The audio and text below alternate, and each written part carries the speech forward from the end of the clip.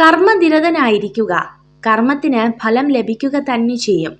കാരണം കാലം ഒന്നിനും മറുപടി കൊടുക്കാതെ കടന്നു പോകില്ല. എല്ലാ മനുഷ്യർക്കും കുറവുകളുണ്ട്. എല്ലാ ജീവിതങ്ങൾക്കും സങ്കടങ്ങളുണ്ട്. ഉള്ളതെന്താണോ അത് സന്തോഷത്തോടെ അംഗീകരിക്കുക. ആരിലും കൂടുതൽ വിശ്വാസം അർപ്പിക്കാതെ ഒറ്റയ്ക്കാണ് എന്ന വിശ്വാസത്തിൽ ജീവിക്കുക. നമ്മൾ സ്നേഹിക്കുന്നവരെയല്ല, നമ്മളെ സ്നേഹിക്കുന്നവരെ മനസ്സിലാക്കുക. നമ്മുടെ ചിന്തകളാണ് നമ്മെ നയിക്കുന്നത്. വിജയകരമായ ജീവിതത്തിന് വസ്തുനിഷ്ഠമായ ചിന്തയാണ് വേണ്ടത്. നമ്മുടെ ചിന്തയും ഭാവനയുമാണ് നമ്മുടെ വഴികാട്ടികൾ.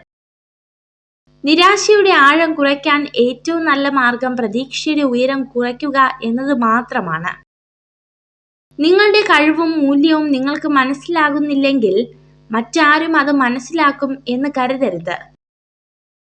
കൂടുതൽ പേർക്കും അവസരങ്ങൾ നഷ്ടമാവുകയാണ്. യഥാർത്ഥത്തിൽ അവസരങ്ങൾ തിരിച്ചറിയാൻ കഴിയുന്നില്ല എന്നതാണ് വാസ്തവം.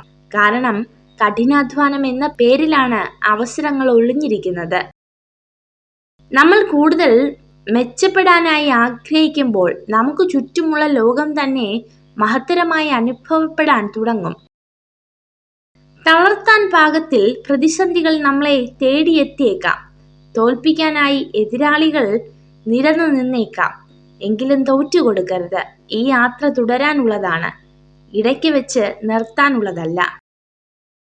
തെറ്റിദ്ധാരണകളും പിണക്കങ്ങളും കൊണ്ടാണ് നല്ല ബന്ധങ്ങൾ നഷ്ടപ്പെടുന്നത്. കാരണം എല്ലാം തികഞ്ഞവരായി ആരുമില്ല. തെറ്റുകുറ്റങ്ങൾ പൊറുക്കാൻ കഴിയുന്നിടത്തെ നല്ല സ്നേഹബന്ധങ്ങൾ നിലനിൽക്കുകയുള്ളൂ. ഒരു പ്രശ്നത്തെ പണം ഉപയോഗിക്കാതെ പരിഹരിക്കാൻ സാധിക്കുമെങ്കിൽ അതൊരു പ്രതിസന്ധിയാണ്. പണം ഉപയോഗിക്കേണ്ടി വന്നാൽ അതൊരു ജോലിയായി മാറും. പിടിവാശികൾ ജയിക്കുമ്പോൾ ബന്ധങ്ങൾ അകലുന്നു. എന്നാൽ വിട്ടുവീഴ്ചകൾ ചെയ്യുമ്പോൾ മനസ്സുകൾ അടുക്കുന്നു. അങ്ങനെയായിരിക്കണം സ്നേഹബന്ധങ്ങൾ. ചെയ്യാൻ കഴിയാത്ത കാര്യങ്ങളെ ഓർത്ത് വിഷമിക്കരുത്. മെച്ചപ്പെടാൻ കഴിയുന്ന കാര്യങ്ങൾക്ക് വേണ്ടി മാത്രം സമയം കണ്ടെത്തുക.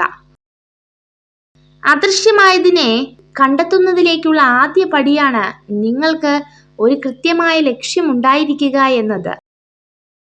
മനസ്സ് പെട്ടെന്ന് ആരെയും ഇഷ്ടപ്പെട്ടെന്ന് വരില്ല.